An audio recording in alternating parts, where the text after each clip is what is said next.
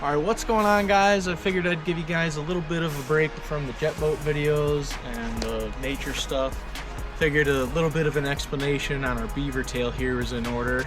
I know some of you guys have been kind of asking a few questions and following along a little bit.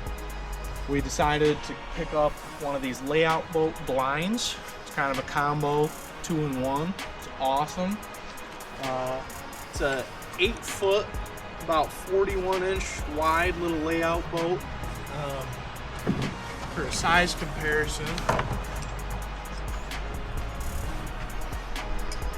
they are super light, nice and durable.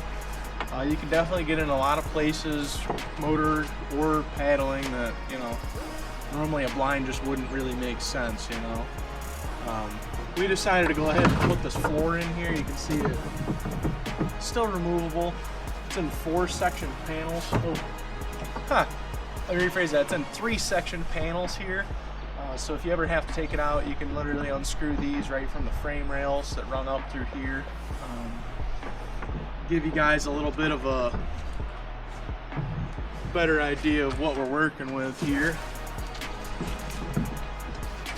On the bottom of this, you've got some rails here. On the inside, they're hollow. So for the build, we went and we picked up some 2x3s. They fit inside of them perfectly. We laid them right down along the inside. And then all we did was take a sheet of plywood. I think it was like 15-30 seconds or something along those lines. So it's not too heavy. Still nice and movable. You can pick it up with one hand. I personally like putting the reins on the front of them if there's not a blind on there. That way, if you need to, when you're moving it and all the muck, you can keep the front end up off the ground, roll it on the wheels. And this does have some gear in here too. It's still light enough with a paddle or a push pole. And my crowbar, this is for popping the wheels off at the bottom. They are removable. Let me see if I can give you guys a good view here of it. So the wheels here on the bottom, obviously this is the back of the boat here with the transom area. They are removable.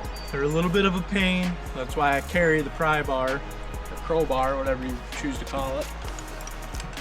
This makes it much easier. So when you go to pop them out, you gotta be a little forceful with it because they're press fit. I like putting it right up top and then give it a good pop. And that'll pop one side out, and then you can go much deeper and pop the other side right out. So there's your wheel. And these do roll surprisingly good for them not being on bearings, I will say. I guess we'll see how the longevity of them are, but when it's in the water, it makes a world of difference. If you take these out, you'll gain so much. I don't even want to call it speed because it's not a speedboat, but the amount of drag that you get is significantly less without these in there, and it makes it so it doesn't wheelie when you're trying to go. As far as putting them back in, super simple. Pick the boat up, line it up with the spots on the bottom, and you can give it a good jump.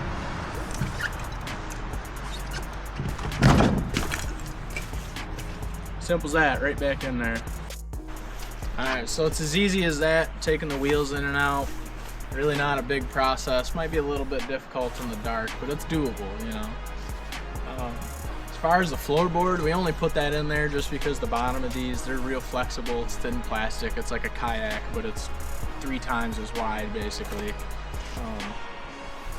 Like I said, 1/2-inch thick plywood in there on top of those braces that we put inside of the gunnels down on the bottom, and it's perfect. I mean, I've gone up and down the river out back here on choppy current and stuff. You don't even feel the bottom at all. And honestly, I think it'll work great come hunting season. Can't wait to get the blind on it and everything. When we run these in the water, we usually run a mud motor, like a mud skipper or a predator engine on a twister tail, something along those lines. You can run the long tails on these. They're definitely a little awkward because of how heavy they are. If you get like a twister light setup or a shorter version of a long tail, they work wonders. The only thing that I ever have complaints about is with the steering, because those handles are usually so long. Usually you have to shorten them up a little bit.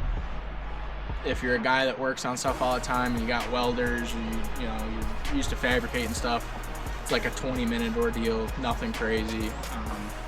For those of you that don't have it, you can probably shorten the rear of the handle where it meets your mounting point. Just depends on the setup and brand that you go with.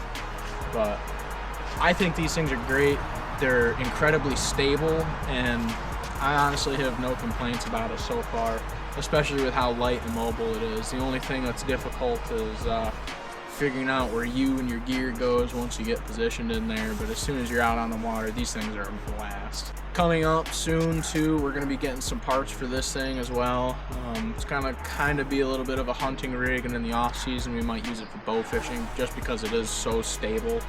I mean, you can throw a little electric trolling motor on these things. You can go anywhere with them. You can run mud motors. You can run short shaft outboards. I've got a little 7-horse that fits on here perfectly with a little short shaft.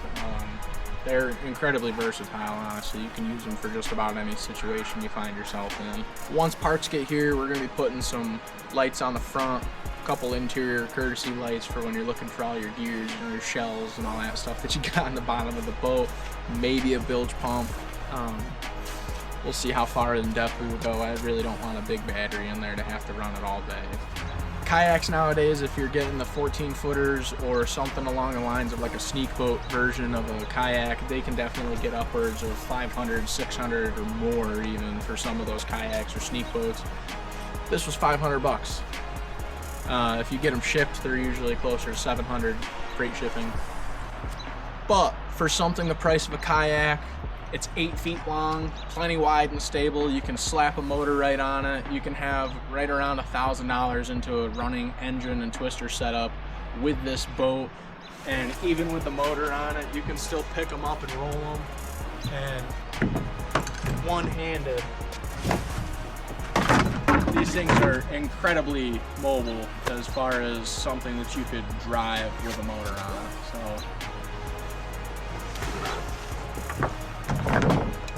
with that being said, I hope you guys like this kind of a quick little review. There really wasn't much for build details on this, just kind of giving you guys an idea of how light you can still keep them while making them more rigid, and what materials we use. So I hope you guys enjoy, and let me know if you got any questions or comments, and take a moment, give us a like and subscribe, and hope to hear from you guys soon.